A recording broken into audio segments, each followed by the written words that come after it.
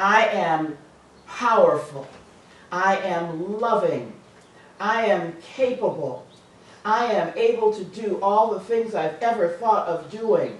And that is the way we need to wake up. That's the way we need to ride in. You think that people won't look at you and love you for that? Yes, they will. They won't even know why they feel that way. They don't know why they're throwing these palm fronds out in front of you to make sure that your way goes well. But you know, when you are at this point of consciousness, everything is working for your good. You know, I got there and the people, again, were so receptive. And I'm not saying they're not that way here, but it was just something to go into another country and have people receive you in that way who knew nothing about you. All they'd seen was my picture and what my friend Barry had told them about me. And they came with the willingness to see the good in me, to see who I was. That is the most wonderful thing, because sometimes in this country we can be extremely jaded about things. Yes. You know, we have a tendency to look at you, well, you've got to prove yourself, and all, you know, the things that the hoops we make people jump through. Oh yeah. So here's a person who had come into this town free of all that, able to go and come in not knowing that this was going to be one of the last days of his life. Really didn't come in with that, but guess what? It was okay. It was perfectly okay, because he had reached the pinnacle of self-knowledge, of self-knowing. You know, what do they say? He said on the cross, "Forgive them, for they know not what they do." Well, you know, this could be meant in a lot of ways. Forgive them because they don't know they're freeing me from this moral coil. They don't even know. They think they're doing something evil and mean and cruel to me. No, they're not, because I know that life goes on. I know that life is everlasting. I know that there's no reason for me to fear this, because who I am knows this. Came in with a feeling of self-knowledge. No, I don't need to come in on a prancing horse.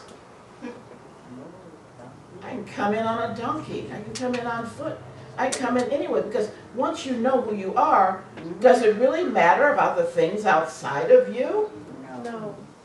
Does it really matter what you have on? Does it really matter what money you have in the bank? Does it, because things are going to work for you one way or another.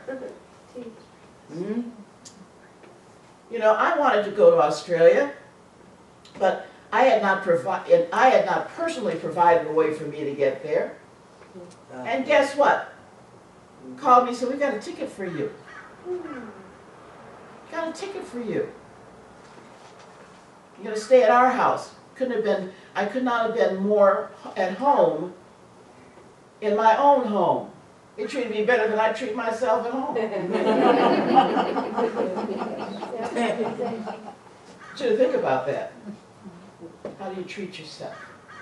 In your own home, in your own body, in your own being. What kinds of things do you say about yourself? How do you treat yourself? Are you greeted? Do you greet yourself with a bouquet of flowers? That's how I was greeted.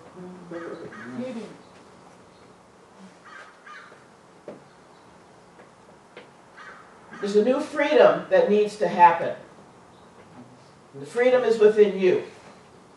You have to decide if you want to be free or not. You have to decide if you want to be happy or not. You have to decide, because what you're doing every day in the lives that we lead now is crucifying yourself every day. Are you willing now to stop that and to know that life is for living? That we're here for a purpose? You have to let go of the addictions and the afflictions.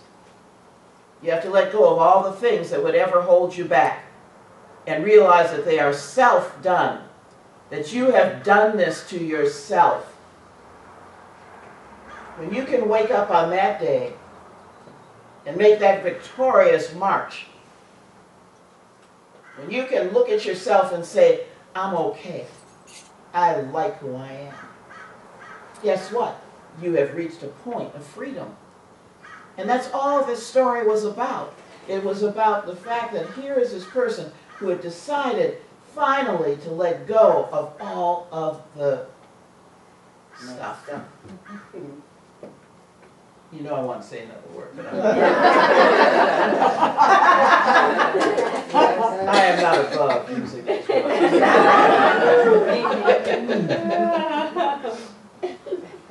We have to let go of the feeling of having to be holier than thou. I find so much, again, in Science of Mind, everyone wants to appear to be so pure and wonderful. You're not yet. Don't try to be what you're not. Simply acknowledge what you're doing. Acknowledge the self-infliction of pain and unhappiness. Acknowledge that within yourself, and then begin to do the healing that can only be done from within yourself.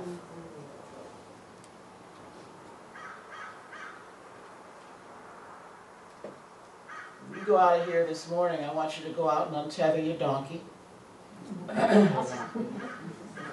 and make the victorious entry into the city of peace. Make the entry into peace. This is your chance. You know, when you walk through that door, when you walk through this opening right here, I want you to think about it as the demarcation between your old life and the new life that you're planning to live. I want you to think about the fact that you can make that decision right now.